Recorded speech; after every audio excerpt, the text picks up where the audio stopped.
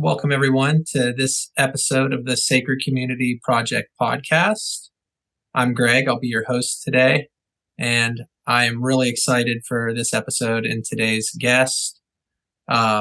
He is a senior Buddhist teacher, a Grammy-nominated producer, and just a dear friend, as well as the founder of Dharma Moon.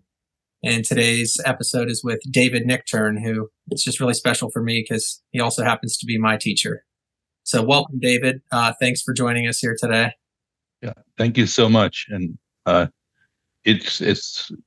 looking forward to speaking with you and seeing what's cooking at your end of the rainbow. Well, likewise. If you want to just take a moment, maybe introduce yourself to any of our listeners who might not be familiar with you or some of your work. Yeah, it's so interesting when I think about, at this point again, where I've been, what I've done, just the external part. Was on a podcast the other day, and I was thinking about it. I'm very eclectic, everybody, and in some of my books, I advise people not to be that eclectic and to focus on something. But the truth is that I have been a professional musician my whole adult life. Playing guitar with various people, producing records, writing songs, writing film scores, television scores, touring. Probably the most recent version of that is I'm playing and producing records with Krishna Das, who maybe people in your community know KD. But I've also worked in outright pop music. I had a record label. The last artist that we signed to the label was Lana Del Rey. I've worked in commercial music. I've worked with Stevie Wonder, Paul Simon, Jerry Garcia. I've had my run of very vivid and colorful and fun experiences and productive experiences being a musician and a producer. In a parallel universe, I was studying Buddhism, really starting about the same time. So we're going back to 1970. It hit before your mother was born, Greg. And that I started studying with Chogyam Trungpa Rinpoche, who is my teacher, I've been affiliated with his stream of Dharma activity since then, and I've been, as a result of that, also teaching Buddhism and meditation all over the world. Sometimes the two aspects intersect, but as I tried to put it all together in a way that I could pay it forward, and that is the book I wrote called Creativity, Spirituality, and Making a Buck, which is really an autobiography in a certain way, as well as a halcyon call to anybody else who's struggling with assembling those three realities into one cohesive lifestyle. So I think that, there are many more details, obviously, but that's basically how I frame out, who I think I am. Well, thank you. And I'm actually glad you mentioned that because I did forget one title, which is author of a couple of really great books. So I'm glad you threw that in there. Yeah. And, my path with getting to know you and meeting you is definitely of the former that you mentioned, which was, these Buddhist practices and studies. I wasn't even aware you were a musician until stumbling upon and saying, hey, that's that meditation teacher guy when I seen you at Krishna Das playing guitar. So I guess my question for you is, with like such great teachers as people like Chogyam Trungpa Rinpoche and others, what was it that magnetized you to those kinds of teachers? What brought you into being so interested in Buddhism, meditation, Eastern practices? Yeah. I think it's true to this day that we're drawn. We're magnetic beings. We're drawn to things. We're attracted to energies. We're attracted to people. We're attracted to landscapes. We're attracted to environments. We don't always know completely why. For anybody who's fallen in love ever in their life, if you can explain to me why, I'll give you a course at Dharma Moon you can teach, why we're drawn to certain things. So the teachers that I met along the way were magnetic and kind of compelling in their very presence and how they manifested just being eating a meal or drinking a cup of coffee or tea. Um, there was something about the presence itself of that person. And we have a word for it in the Tibetan tradition called authentic presence. In Tibetan, it's wangtan. And supposedly good teachers have, a kind of almost glow of authentic presence. And there's another aspect called enriching presence, which is called yun. And, so it's actually a kind of practice that we do to recognize yun and to sort of extract it from the environment that you're in. It's a pretty cool practice, actually. So to answer your question, I think I was drawn to the teachers first and teaching second. That's been my path. What other teachers do you would you like give credit to besides Chogyam Trungpa? Like, do you have anybody, whether it's in like today's scene, that you revere or hold reverence for, or even people that just may have inspired you and kind of your own spiritual journey? Yeah, I mean, I have lots of teachers. I mean, maybe this is unfair, but I consider myself sort of a knucklehead with good luck in a way. Um, in that I didn't really, like all your, friends in the Bhakti community, in the Ramdas community, went to India and they were seeking out their gurus. My gurus have parachuted down on my head. I looked up in the sky and they were coming down. I got to get out of the way. So Trungpa Rinpoche came to the West when I was going to Berklee College of Music in Boston in 1970, and came to the local yoga studio and just gave a workshop. So I don't know if I was. I guess I was looking for something. I was open to being influenced by some of these things. And then through that very powerful, good, as folks would say, grace, he trained us to host teachers properly from his tradition. So through that connection, we hosted His Holiness Karmapa 16th. We hosted the Dalai Lama. We hosted Kalu Rinpoche. We hosted very specially Dilgo Khyentse Rinpoche, who is one of the most famous lamas of the 20th century. These people were just, it was like old school. We got the last of the original gangsters coming over. And I'd have to say, now I might be an OG at this point, relatively, but I'm an NG from the point of view first culture, first landing was here, and now we have to do it in this country and this environment. But these people were authentic holders of of 1,200 years of Tibetan Buddhist lineage, and people like Dilgo Khyentse Rinpoche, I cannot overstate how influential, in Karmapa 16, how influential they are in my present existence, let alone my evolution to this day. It's I would put it like that scene in Star Wars where they're kind of they're sort of glowing. The old masters are sort of etheric and glowing. They have that kind of presence in my world, and it was dumb luck. I didn't have to work that hard, and all I had to do was be open to it, and I think this is the first time, Greg, I've understood the notion of grace since I've been playing with Krishna Das. I had grace. This was grace. Well, I love that answer because as you were saying it, the first thing that kind of popped into my head was uh, Guru Kripa, which is the grace of the Guru, and Mm. that's kind of what I was hearing and feeling before you even revealed that end truth. So, yeah, I appreciate the answer. Um, Another kind of shared love that you and I have, besides meditation and Buddhism and a mutual admiration for Japan, um, Mm. is Mm. something that we've already talked about, which is music. I'm a Mm. deep lover of music. Would consider myself a novice musician, but I guess my question for you around music in general, you mentioned that most of our listeners would probably recognize you as the guitar player for Krishna Das, but you've also done some more of these commercial and pop music endeavors like the Grammy nominated Midnight at the Oasis back in the 70s.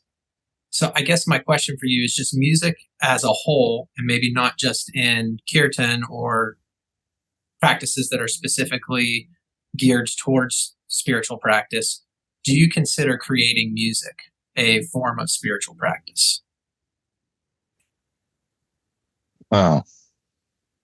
So, with you in particular, since we kind of have a common language and thread going already, um, but in general, I go with the first thought, best thought uh, version of reality these days. So, trusting the spontaneous. Um, so, is music a spiritual practice? And here's what I thought. I'll just share. Just the first thought I had was the other night, as I have other times, I dreamed an entire song. I was theoretically in my bed, theoretically asleep, uh, probably snoring loudly, would be my guess. And I was in a little scenario in which we were writing a song in the dream. And when I wake up, for a few moments, I can remember every note of it.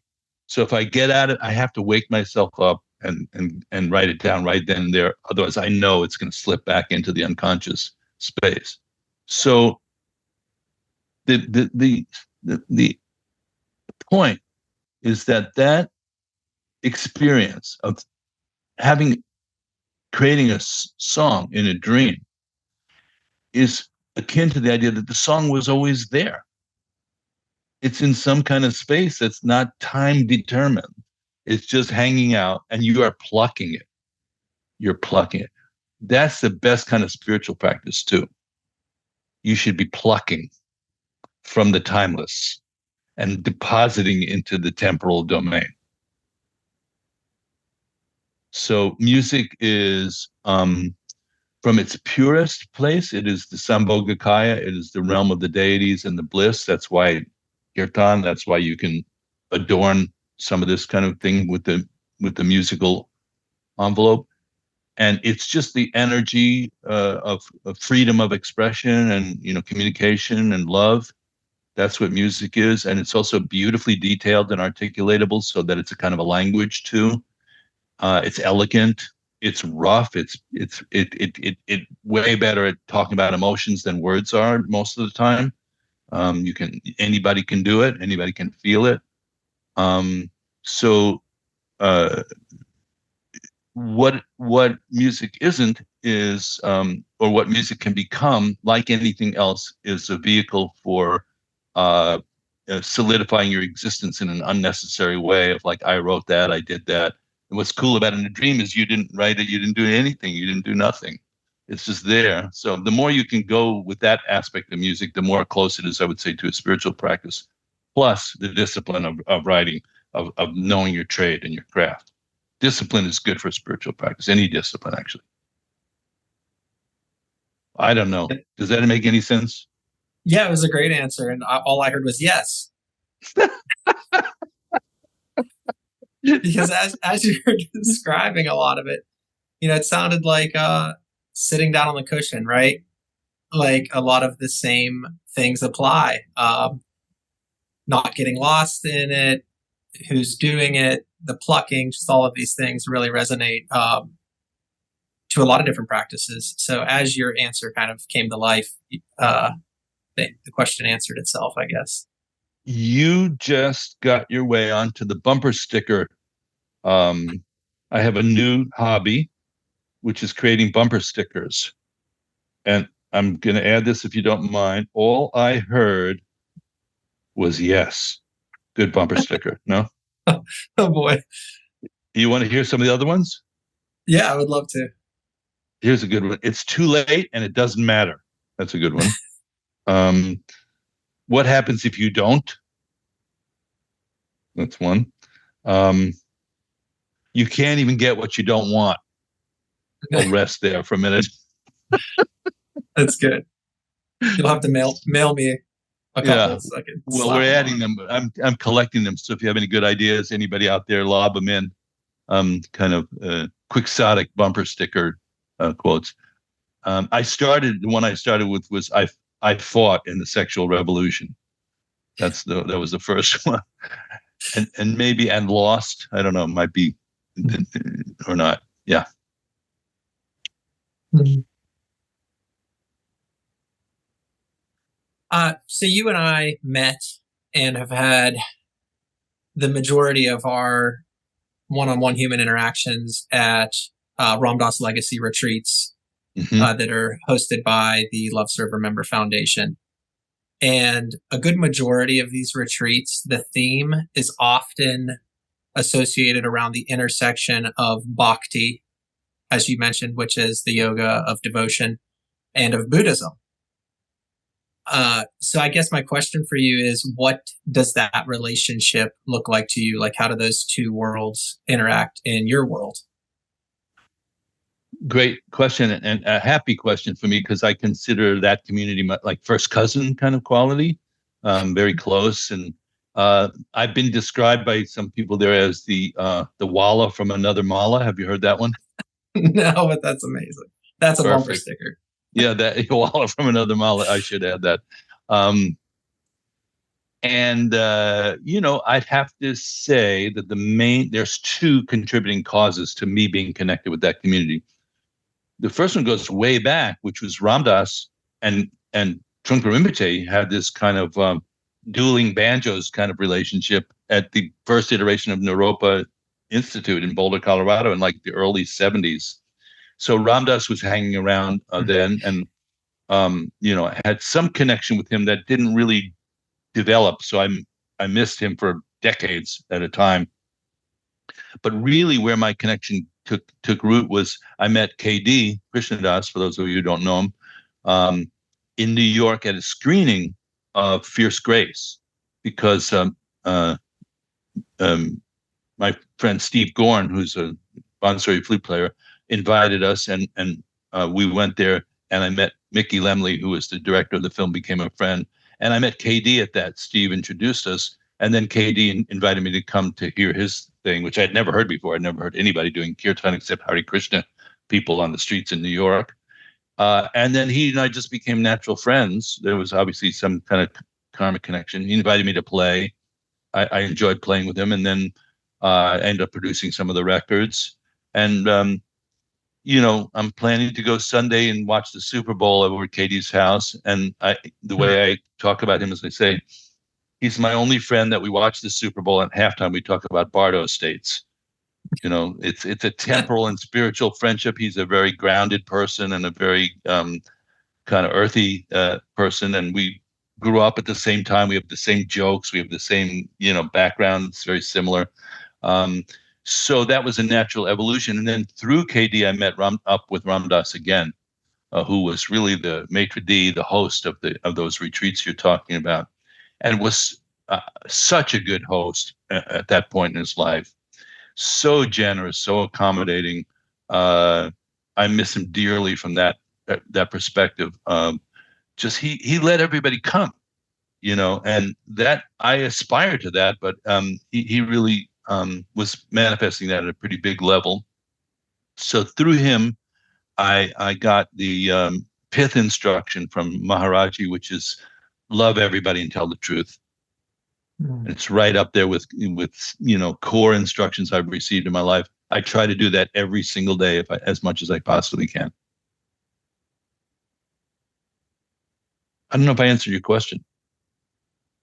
No, that's beautiful. You absolutely did. Okay.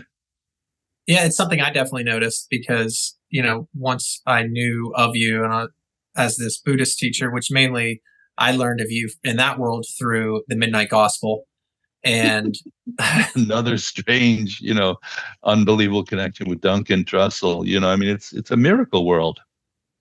yeah, Yeah. yeah. But I remember watching you play and just kind of getting lost in what I could only describe as the Bhav.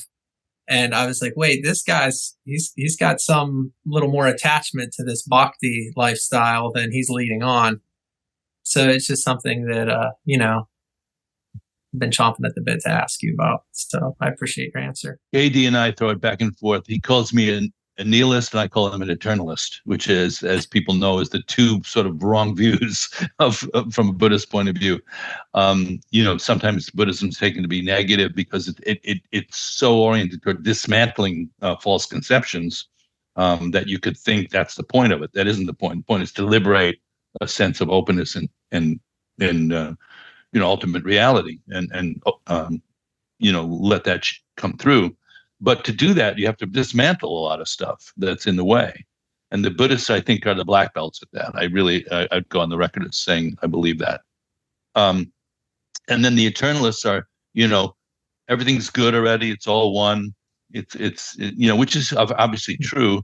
But the eternalists get lost in the kind of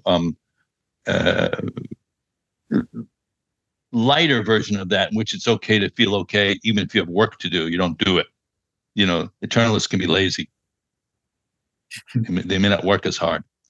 The Buddhists might work too hard. So I think the two come together. I'll tell you where they come together and why I'm happy being there. In the Guru principle, in Vajrayana Buddhism, and in the Bhakti tradition, you have to find a living embodiment of the teachings to connect to, so that they can connect your humanity to your divinity. Otherwise, you'll just come up with some concept of divinity and swirl it around in your head like mouthwash, and without the divinity, you're going to miss. You're going to, they say God is in the details. Have you ever heard that? Yes. So the details are important.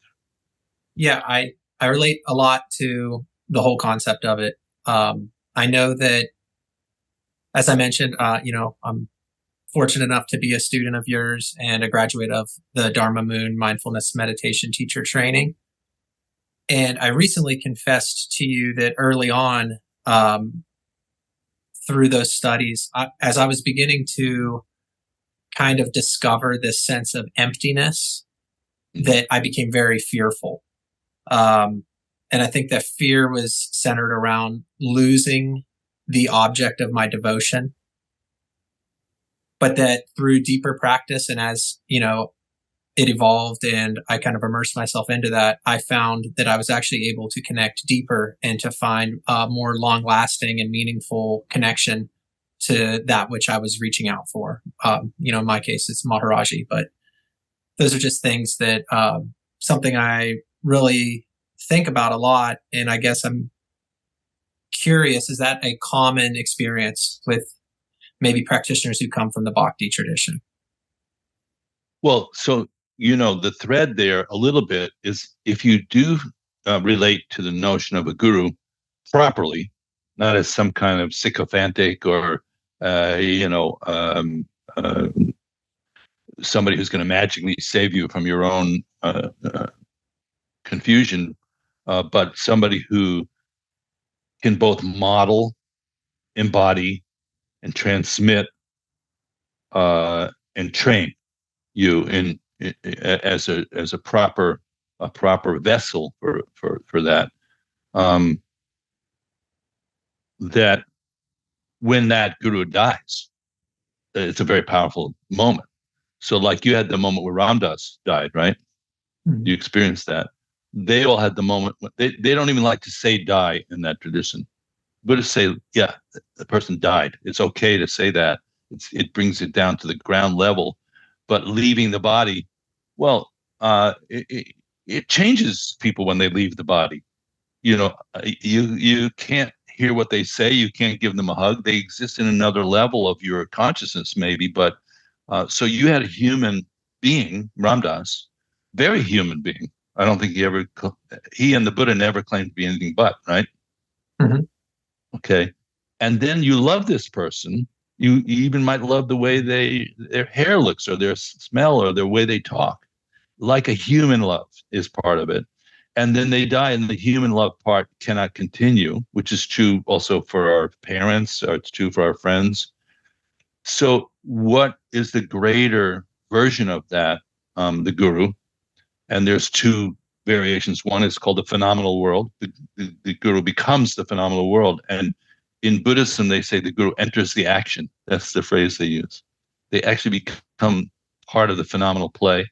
And in you, the inner guru, that's where the guru who was in the body plants those seeds and they germinate in those two ways, where you recognize the phenomenal world is the guru and your own heart and inner world is the guru. And so I have that in common with KD and these folks. I don't have that in common with the Buddhists who come from the Theravadan tradition or even the Mahayana tradition, which the teacher is more of a mentor or a friend kind of approach, or an elder. So this guru idea is why when I'm on those retreats, and sometimes I feel more in common with the Bhakti people, and sometimes I feel more in common with the Buddhists. But the idea of creating a space big enough to include all of us, that's called love and generosity. And I learned that from Ram Dass. He included everybody, and there was no politics, about it. And I think that's beautiful. And that was your guy, right? Yeah, it is. Yeah, I don't mean to put, he's not a guy with a beard anymore, and with a limp, and you got to go out into the ocean with him, and and you got to help him eat, and that's precious time of the nirmanakaya aspect, the body embodied aspect. So, but the imprint of it is very strong. And when you ask me about my teachers like Kensei Rinpoche and Karmapa, it's like that. They're not embodied in the same way. They're more atmospheric. Sometimes it can take the form of speech or a feeling. But my root guru, this is very important for people to understand. If you have a root guru, they will haunt you. That's what Trungpa Rinpoche said in his will to his students. He said, "I will haunt you." And it's not always like, oh, good, they're just, I needed donuts and he got me donuts. It could be like you ate a donut and you got one stuck in your throat because, you needed to wake up at that moment. So it's not always the sweet and lovey-dovey thing that gurus represent. They can be quite wrathful, quite penetrating too, dead or alive. Yeah. So I don't normally talk this way, Greg, and just to be clear, Dharma Moon World, we're trying to present the kind of accessible part of the Buddhist teachings and not asking people that they have to buy into this whole guru situation. We're trying to train, some basic kind of human skills of mindfulness and compassion, things like that. So with you, though, I'm just letting all the dogs are loose. You know what I'm saying? Yeah, I appreciate it. It's definitely a part of you that I've, like I said, been lucky enough to experience and be around. So it's just wonderful to share another side of you with the audience. And, talking about meditation, for the most part, I have a pretty strong mindfulness practice. It's been going really well, but there are certainly times where I find it impossible to motivate myself to get to my cushion. So whether it's like a new meditator or somebody who, like yourself, who's been like a lifelong or a long time meditator, what advice could you give to somebody who is feeling unmotivated? Yeah. Fresh start. We say that in Dharma Moon all the time. Take a fresh start. Mm-hmm. Don't worry about that you missed XYZ, or even if it's 2 years later or one day later. Try to refresh your mind. And the thing we're doing at Dharma Moon this year is we're starting to talk about the warrior path a little bit. And one of the sort of ground ideas is called suddenly free from fixed mind. We have a course coming up at Dharma Moon. It's open to the public if anybody wants to take it. It's on the website. Suddenly free from fixed mind. That you know how to let go of regret. You know how to let go of a sticky feeling that you're not worthy or any of that stuff. Just go do it. Go take a fresh start. None of it counted anyhow, by the way. Yeah, that was one of the bumper stickers. It's too late and it doesn't matter. You can put that one up. It didn't count. It's not like, oh, I got 85 of my 200 lifetime sitting sessions done. I've only got, no, you have to keep doing it. And none of it counts. There's no record of it at all anywhere. So in a way, that whole thing is bogus. That whole idea of keeping track is kind of fundamentally bogus. I don't want to talk people out of being disciplined and regular and same time every day and all that good stuff. But, the main thing is fresh start. Just take a fresh start. Yeah. Suddenly free from fixed mind. Yeah, I know for my own practice, it's often, we try to equate it with what can you gain from meditation and all of these different things that can come from it. And what I've noticed is more so like where I'm at when I don't practice compared to what I gain from practicing. So that's been the big key for me. That kicks my ass too. Yeah, because you just get, I'll speak personally, I just get sloppy. Mm-hmm. It's like the saddle on the horse loosens up, and it's like tightening the saddle on the horse so that you have a good ride. I got a daily life here that gets looser. My moods get looser. My precision in terms of doing business, about writing music, about whatever I need to do, about running Dharma Moon. There is a beautiful precision element in mindfulness meditation. As you remember, we talked about precision, gentleness, and letting go. Those three things. Somewhere in there, you're going to find your answer between those three things. Thank you, Pema Chodron. Indeed. So oftentimes when riding my own roller coaster of life, I think of something you actually said during the teacher training I was a part of, which is when we're high, stay humble, and when we're low, stay hopeful. So I guess with all these different modalities and types of meditation and just Eastern practices in general, what do you find to be most helpful, particularly in challenging times of life? Well, I mentioned pith instructions, which is to me a very special topic. If you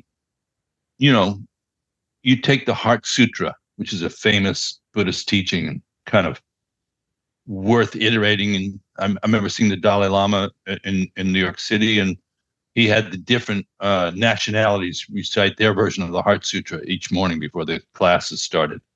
And, the Koreans and the Vietnamese and the Japanese, and everybody's got the Heart Sutra. So it's sort of like a very, kind of Amazing Grace, like standard tune, in that world. It's like something like 17 volumes, I think, the Prajnaparamita Sutra. And why it's called the Heart Sutra is because the essence of those is into those 2 pages that we've all recited. And the essence of that is in the mantra. Gate gate paragate parasangate bodhi swaha. And the essence of that is, I know there's essence of that is in one sound, and I forgot what it is. So I have to go back to the mantra. But what are you trying to get at? It's letting go. That's what the Heart Sutra is telling you. Let go. You're clinging to a guardrail. And your fingers are white, and your knuckles and your bones and your muscles hurt. Let go.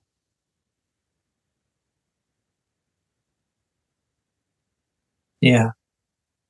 Let go of being a Buddhist. Let go of the doctrine. Let go of the discipline. Let go of the regrets. Let go of the anxiety. But we can't. That's why then there's a lot of teachings. Here, next time you feel angry and upset, do this. One little thing.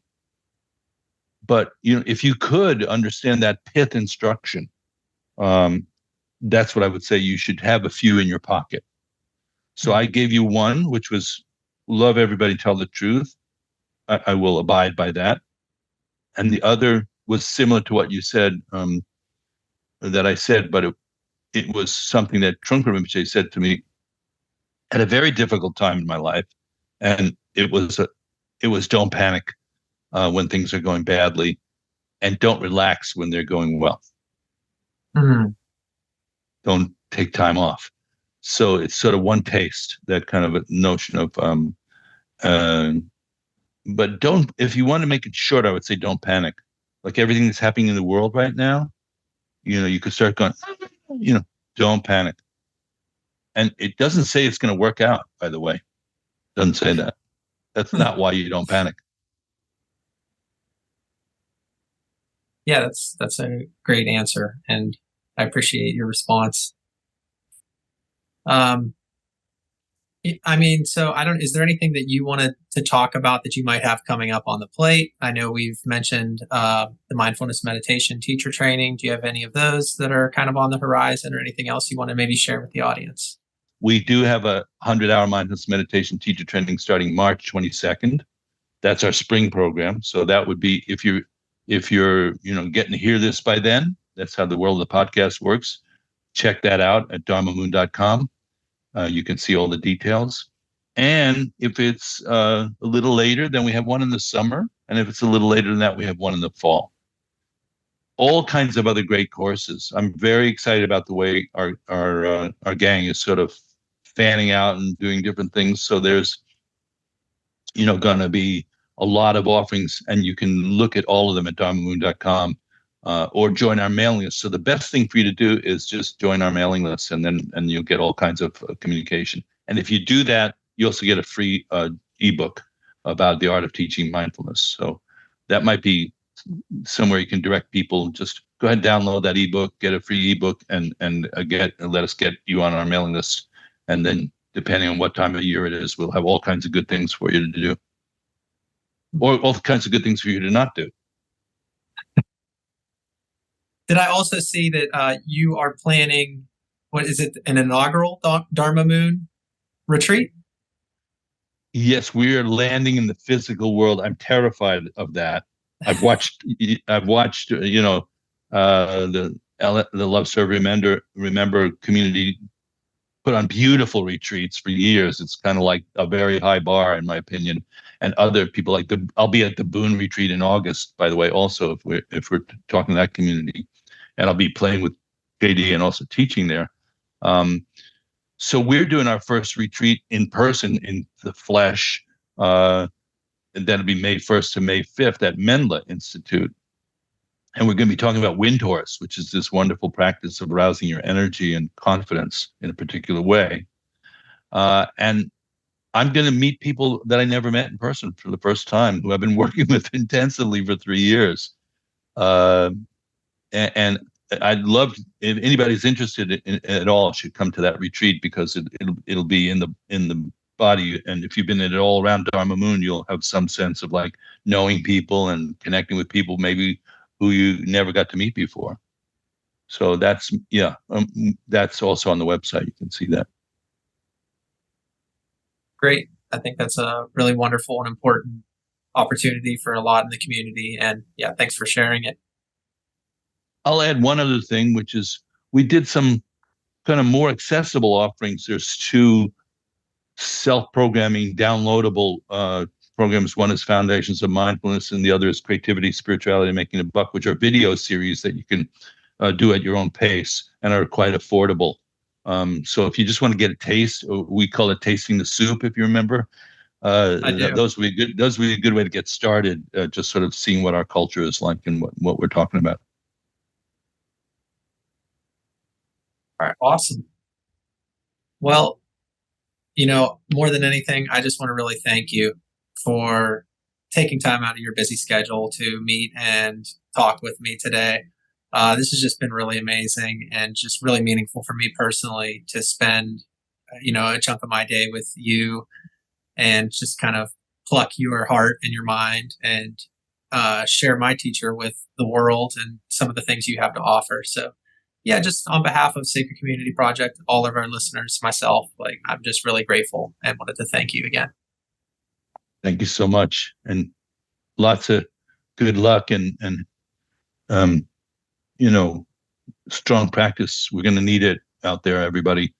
If you found something that helps you to ground in this time, for the sake of all of us, let's try to help each other out, support any wisdom and any practices that we have. It's going to be important right now. Thank you.